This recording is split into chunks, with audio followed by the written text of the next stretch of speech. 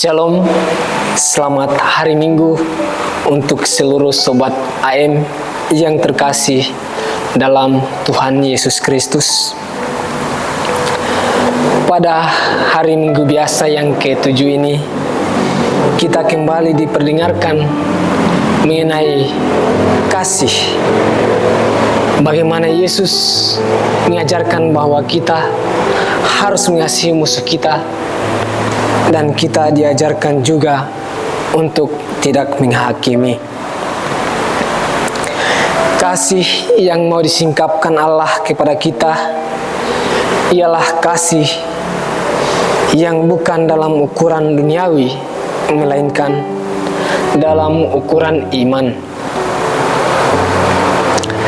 Kasih dalam ukuran duniawi pasti akan membuat kita sulit memaafkan.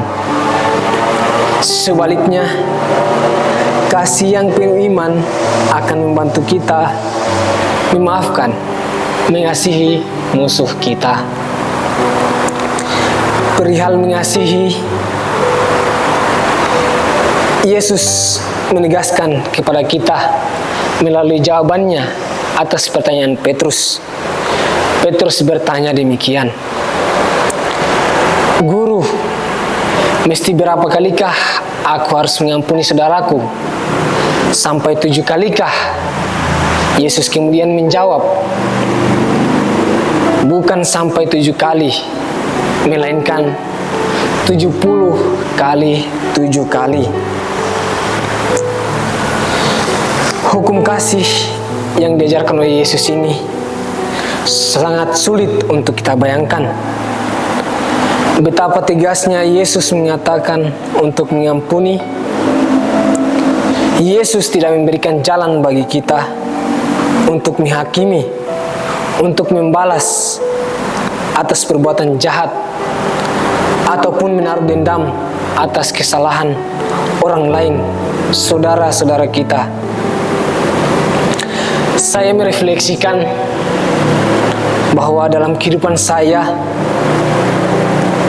hukum kasih yang diberikan oleh Tuhan inilah salib yang paling berat bagi saya. Ketika kita mengalami penganiayaan, kita hanya diam. Ketika harga diri kita diinjak-injak, kita hanya bisa tersenyum. Tersenyum terpaksa malahan. Bayangkan betapa sulitnya kita terpaksa menelan rasa sakit itu. Meskipun demikian, saudara-saudara, sebagai seorang beriman, ternyata melalui cobaan inilah kita mau diajak, kita dipanggil, dan Yesus mau mengajarkan 2 hal kepada kita. Ternyata kasih itu dapat memutuskan rantai balas dendam. Saudara-saudara, bisa kita bayangkan, seandainya tidak ada hukum kasih, kita bisa membalas kejahatan yang menimpa kepada kita, yang menimpa kita, yang diperlakukan buruk orang lain, kita dapat membalasnya. Tetapi melalui hukum kasih, kita diajarkan untuk berdamai, mengampuni. Malahan dalam bacaan Injil, bila pipi kananmu ditampar, berikanlah juga pipi kirimu. Itulah arti hukum kasih, mau mengampuni. Lalu arti yang berikut, yaitu kasih itu tidak menghakimi. Artinya kita bisa menempatkan diri, kita introspeksi diri, kita boleh berempati, menempatkan diri kita kepada posisi orang itu. Kalau ia mengalami masalah, kalau ia mengalami kesulitan, mungkin saja kita yang menjadi pelampiasannya. Oleh karena itu, kita diajarkan untuk memposisikan diri kita kepada orang itu. Bagaimana misalnya ketika kita stres atau mengalami depresi atau mengalami tekanan, kita melampiaskannya kepada orang terdekat dengan kita. Kita mungkin tidak sadar bahwa kita sedang marah, bahwa kita telah berbuat serong sehingga kita menyakiti orang lain. Saudara-saudari yang terkasih, itulah kasih yang mau diajarkan kepada kita, yaitu kasih yang mau memutuskan rantai kejahatan, kasih yang tidak menghakimi, sebab kasih itu membawa kedamaian bagi diri kita, pendamaian bagi diri kita sendiri, sehingga kita merasa damai, merasa tenang, kita dapat memaafkan orang lain.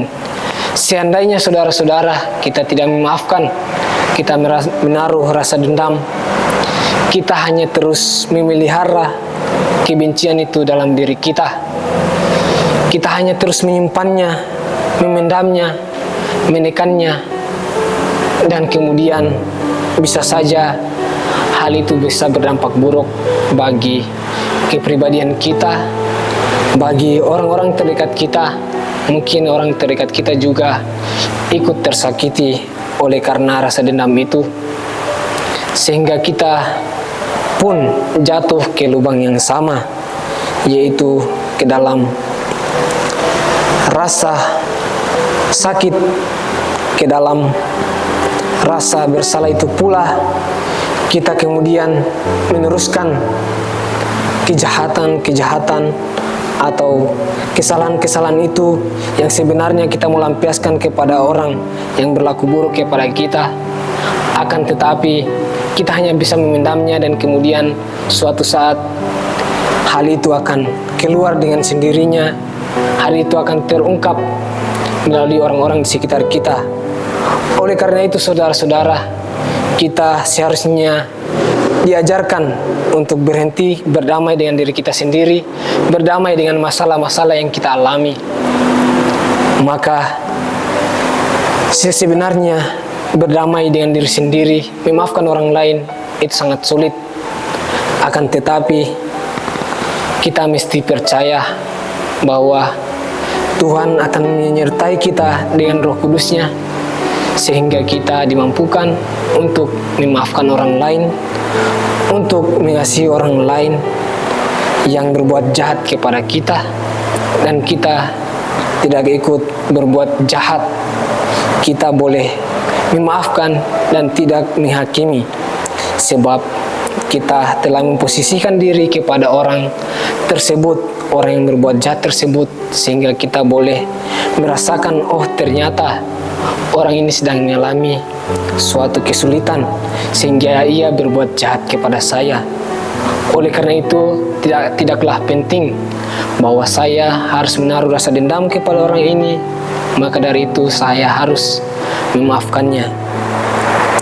Saudara-saudari yang terkasih, marilah kita membangun keharmonisan dalam hidup ini, sehingga di antara kita semua, dendam-dendam masa lalu kita ataupun masalah-masalah yang kita alami yang bersumber atau dari dendam-dendam masa lalu kita, marilah kita menghapusnya, dan kita memohon Roh Kudus untuk menguatkan kita untuk terus bersabar, mengasihi, dan tidak menghakimi orang lain. Semoga Tuhan membantu kita.